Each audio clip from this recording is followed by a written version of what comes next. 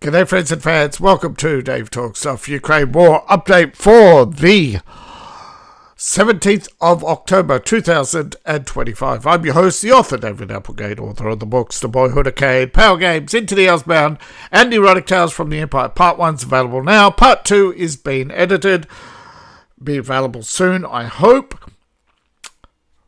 Knock wood. And speaking of knocking on wood, I'd like to thank the supporters who help make this channel possible. You can support me through the links in my link tree. Right. Propaganda.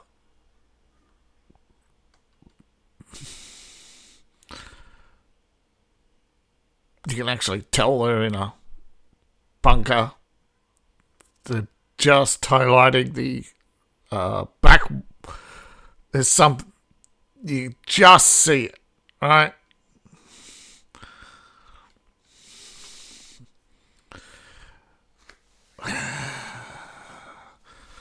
Alright, so Russian correspondent was deliberately targeted by Ukrainian forces, according to Russia. There is fighting all over. Ukraine claims to have destroyed yet another. This is how many times have they destroyed the Saratov oil refinery? You know, according to Ukraine, it's a huge crater in the ground. That's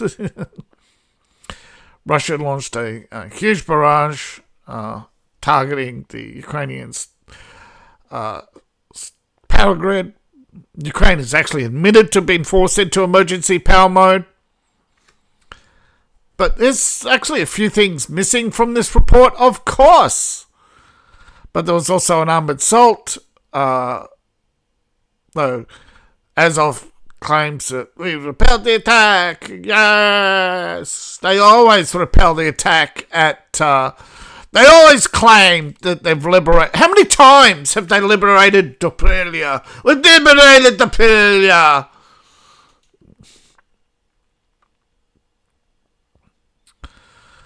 So, ceasefire talks. United States President Donald Trump has put his foot down.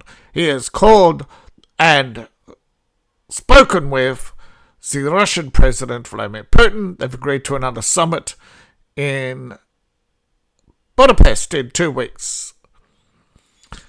Trump called the phone call productive. Kremlin has confirmed the meeting. Marco Rubio and his counterparts have met to begin discussions for the meeting. The Budapest Memorandum, of course, I believe is one of the more famous memorandums. I think Hungary and their for a small nation is definitely reasonable when it comes to peace and peace deals. I think this will be hopefully historic, not as historic, of course, as ending the war, but I think Alaska will be long forgotten when it'll either be Budapest or a third round of talks in Turkey, when Europe finally comes to the table and says, I think we better call peace now. I think having destroyed the German economy, the French economy, the British economy, after sending Ukraine 85,000 drones, and Ukraine continues to lose territory, I think it's time to think that we have to rethink our strategy and stop underestimating Russia, and perhaps even start working with Russia, because we got more in common with Russia than the degenerates that Europe appeals to and works with right now. This is the problem. Europeans, they're still soaked with socialism. Needs to really, although Europe is turning right, which is, of course, been on the right side of history. We'll see what happens with the mass petition against Keir Starmer and his destructive ways. But here we go. We have confirmation of the Budapest meeting and that it is a discussion to end the war in Ukraine. Unlike the Alaska talks, this is a direct discussion with Ukraine. The Alaska talks will go down in current history, but I think in the long term it will be long forgotten.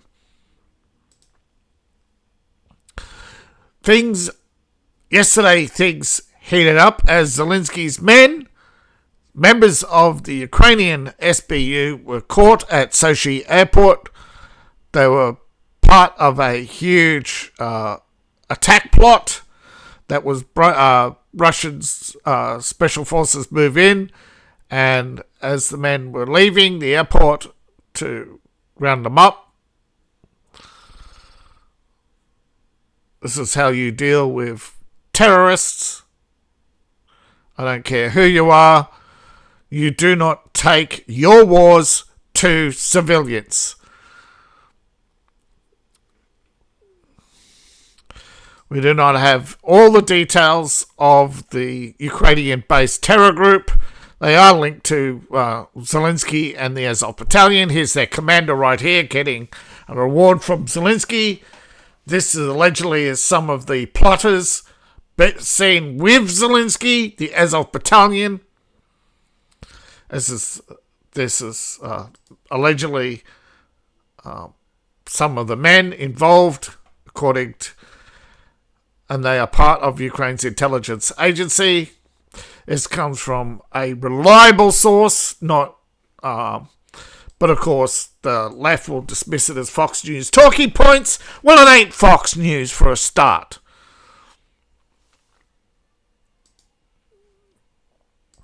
But you'll notice right now, Russia launched huge, but right now, take a note, nothing.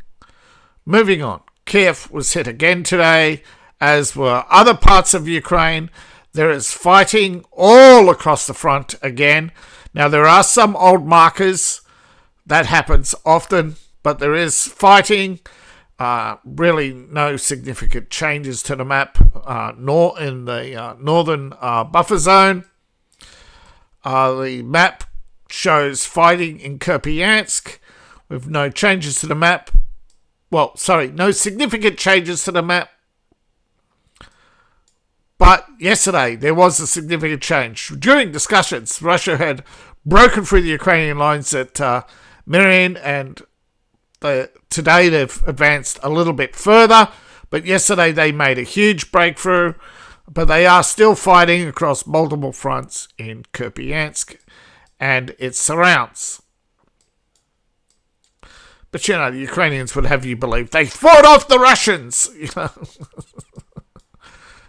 All right. There's been some advance north of Lyman. The Russians have taken more territory. They are actually backtracking as they form their cauldron.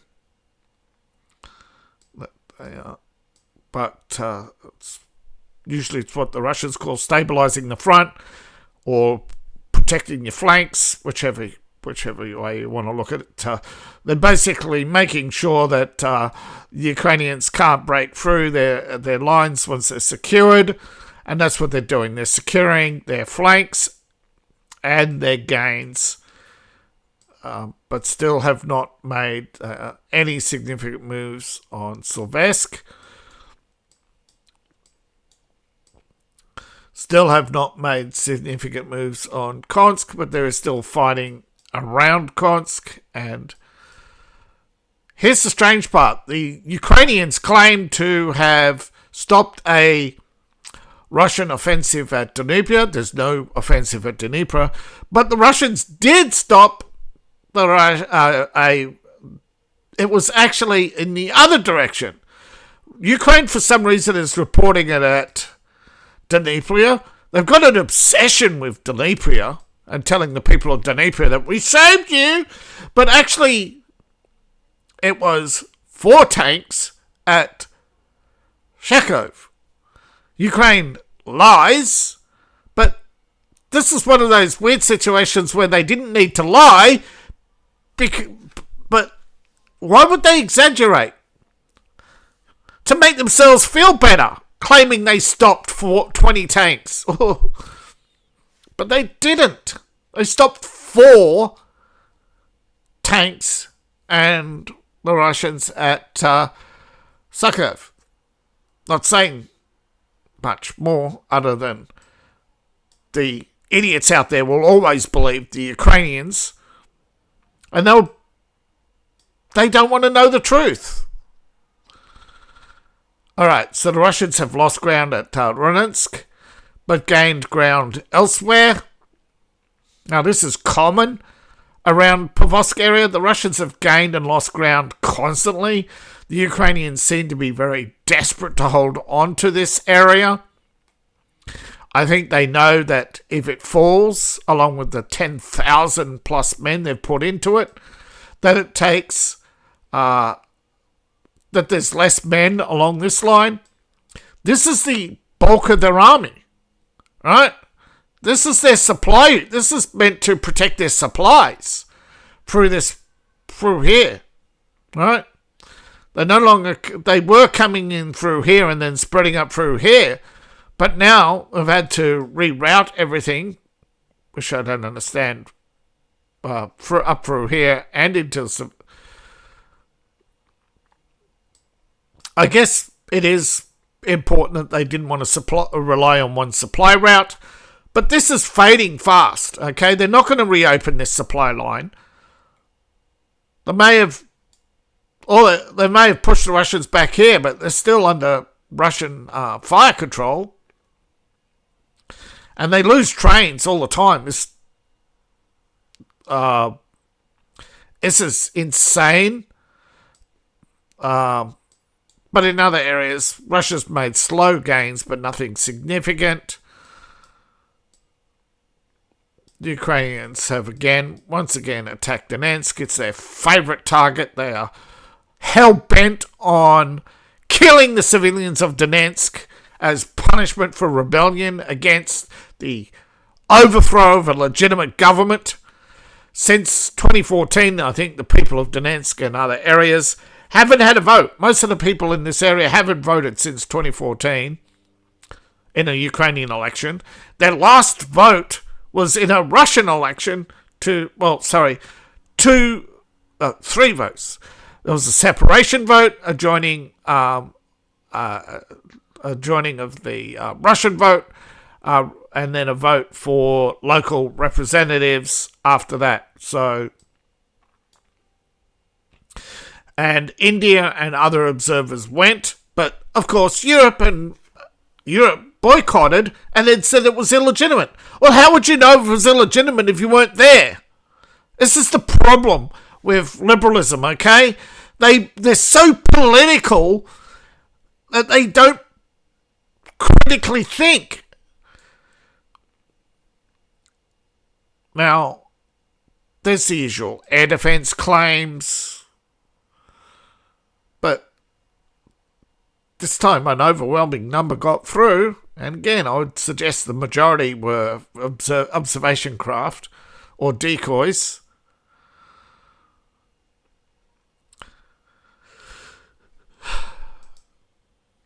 Now, Viktor Orban is hoping to hold talks, and this might have actually prompted that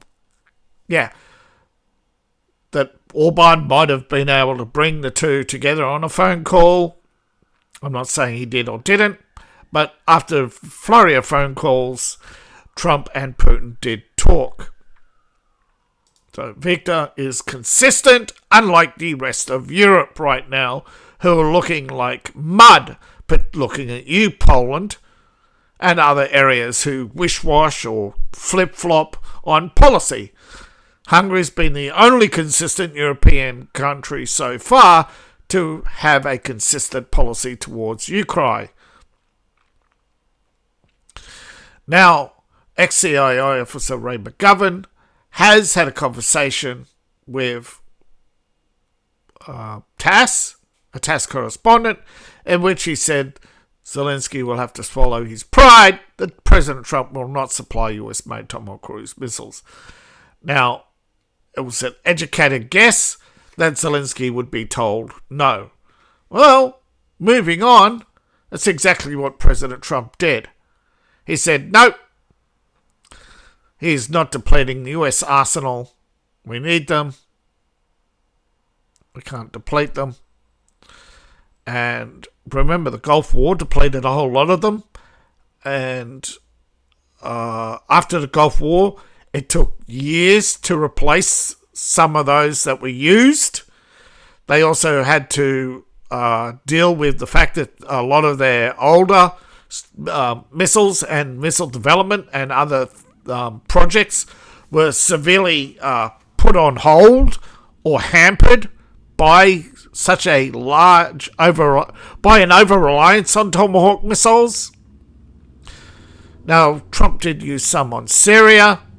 They've been used some on Iran. They've used some on other missions, apparently. But I think those were training missions.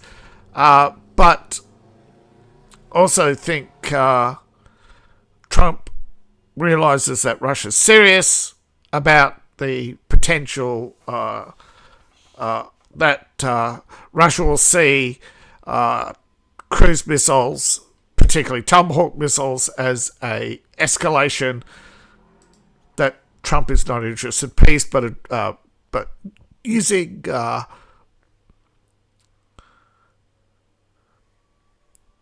mini Austrian painter here as a proxy. Now, little mustache man wants Patriots, Tomahawks, F-16s. The little warmonger can't take no for an answer and believes that he can change Trump's mind by showing up in Washington and going, "Pretty please, give me all the weapons I want. I will pay you next Tuesday, I promise." If anybody understands the Wimpy reference. But, it's usual wish list. Surprised he didn't ask for F-35. So wait, he already got told no on that too. Now, Russia today made significant attacks on multiple areas. Right? Now, somewhere in central Ukraine, Russian drones took out logistics centers. Now, scattered across Ukraine. There you go. That was a small drone. Look at the huge explosion.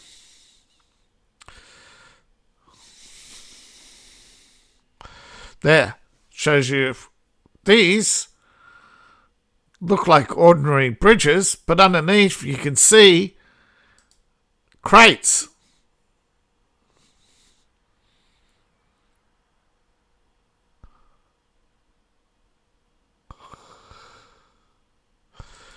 Hidden fuel and ammunition depots.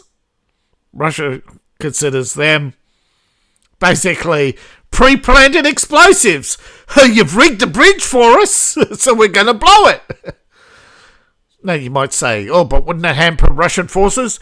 Only if they intended to invade central Ukraine, which obviously they don't if they're blowing up bridges, right? But you can see the size of the explosion. That's not a little drone that caused that explosion. That's the ammunition that Ukraine has left under bridges all over the place. As you can see in the aftermath, the destruction, blowing huge holes. But that's not the biggest one. A huge ammunition depot west of Kiev was hit. Look at the size of that explosion. That is massive. Of course, come the adjectives. But you can see we have actual video of the explosion. Oh no, this one, I tried this before, it didn't play.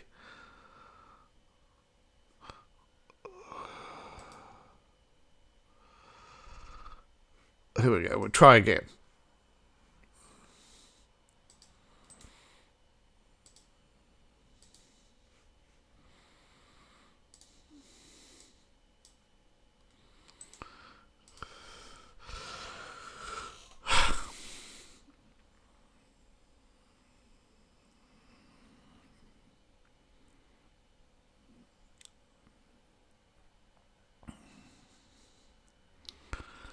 Yeah. Huge ammunition warehouse. 30,000 local residents had to be evacuated. Too late. Nobody knows how many died in this explosion, but the direct hit by a Russian missile pretty much destroyed it. Yeah, I thought so. It's not going to play. Do not use. Yeah. You can see why. It's does not look good for Ukraine. They say multiple injuries. Look at the explosion. Look how big it is compared to an 11-story building. Okay? You telling me that people only got injured in that explosion? Yeah. Define injured. 3rd-degree burns.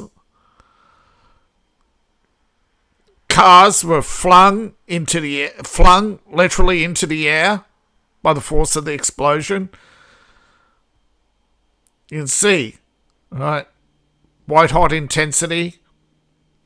That's just the initial missile hit. Well, actually, 2 missiles hit. Then the factory exploded. Then surrounding vehicles and exploded. But you can see here, they've edited. This is actually multiple explosions. There are more than one. Yeah, video is not available or has expired. What happened? A few hours ago. Oh, this is a different one.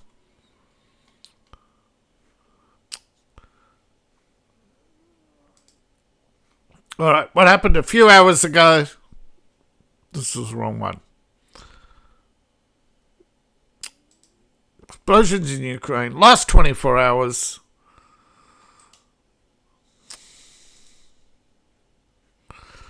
Tools. In the last 24 hours, powerful. You get all this, right? Explosions in Crimea, in Russia, etc. Explosions in Ukraine, right? Few hours ago, an ammunition depot west of Kiev was hit. It exploded. The initial story said it killed thousands. They changed that to only injured a few hundred, and then they changed it to only a few. Obviously, they hit a page refresh in there, and now I can't get the story back up. And new markers have been added to the map. But it's typical of Ukraine to leave stories up for days, trying to confuse people.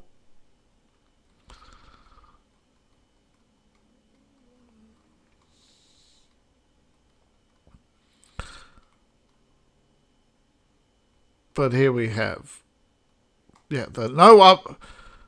says it updated on the 17th, but it didn't.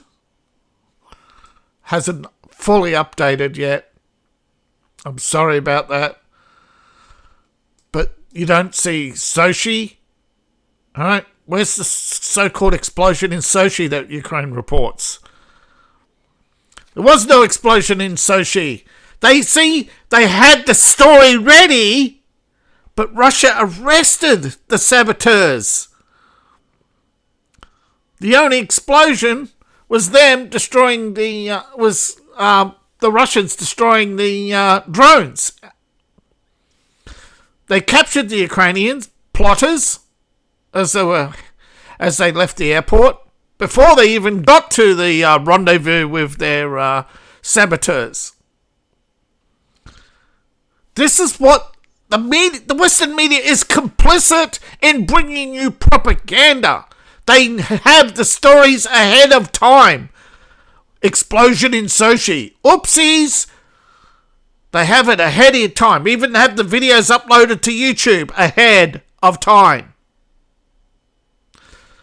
So how can you trust these pro-Ukrainian channels when they're bringing you propaganda prepared that even their own websites say didn't happen?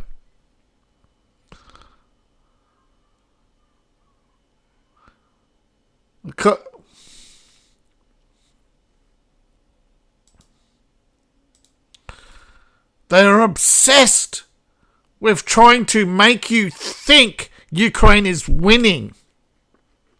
Tell me, look at the amount of blue versus red. Tell me who's winning this war. Red, red, red. Everywhere. The map, the red is growing.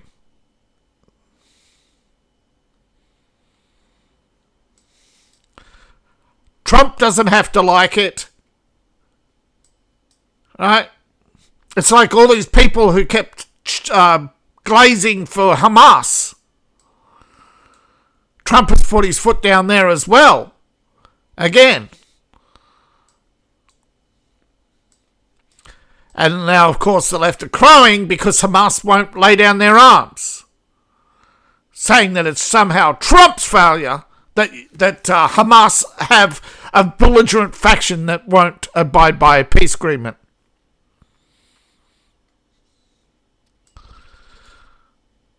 Always playing petty politics.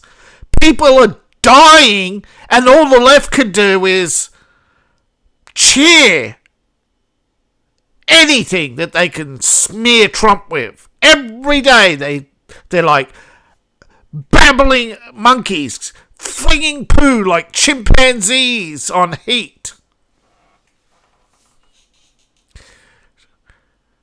Screeching like psychotic parrots because they just want to tear others down.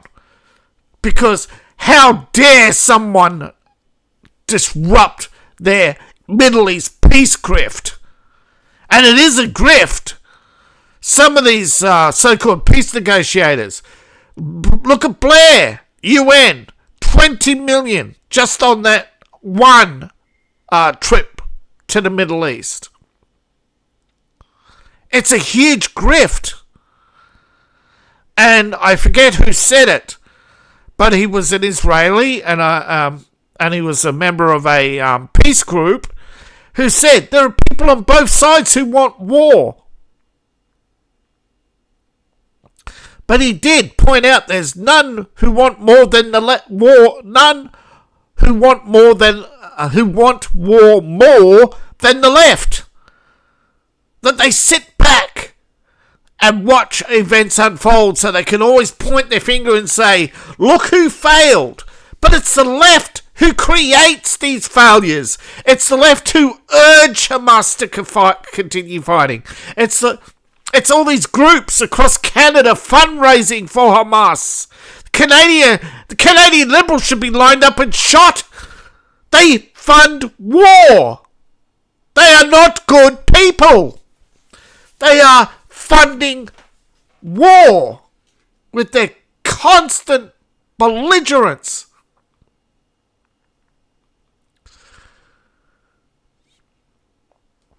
It's the same with all the people around the world funding Ukraine. You're funding war, and you you point to the right and say you have no morals. You, sir, are a hypocrite. They fund war. And it's not an exercise in freedom, Because Ukraine is not a free country. It's not a democracy. It's a autocracy. Zelensky's unelected. He stayed in office after his election date. Everything they accuse Trump of doing. Who rules by decree? Zelensky. Who stayed in office after his term expired? Zelensky. Who refuses to negotiate? Zelensky. Who keeps asking for more weapons? Zelensky. Thank you for watching. Please like, share and subscribe. Now, a vast number of you do not subscribe to the channel. That's up to you, but I assure you that your view does not count, which is weird. I see your view hours, but your view does not count. I do not know what's going on with YouTube, but YouTube is in a mess right now. There is pressure on YouTubers to get more subscribers, or they won't get recommended to us. So if you're not getting recommendations or notifications, that's because you haven't subscribed, or if you have subscribed, you're not watching often enough. It's a whole bunch of malarkey as far as I'm concerned. It gets us to waste time, but the problem is even if we get we can't make money unless you hit that magical number, which is not fair. It's just an arbitrary number they've come up with. And it's not fair. They've locked recommendations. They've locked all sorts of features behind this arbitrary number of... And it's actually not an arbitrary number of just 1,000. It's number of hours watched. It's number of likes. It's number... you got to get over 500 likes and so many watch outs and all these conditions. And they're just piling up. And most of them, you don't get told straight away. They actually tell you in creator videos and creator announcements, and then weeks later they take them down so you can't go back and read them again. And then they call you a liar because and then they subscribe people who are idle for too long sometimes, or because they think you're a bot sometimes. Now, we heard recently some channels dropped by 22%. Although that most botting was on Twitch. Right now, please, it costs you nothing to subscribe, and the government's tracking you anyway, so stop caring what's going on. Now you can support me on Ko-Fi, Patreon, buy my books, buy my merch. All my links are in the link tree, description below, or in my profile, or scan the QR code on the screen right now. Thank you for your time. I really appreciate it. See you in the next video, and bye for now.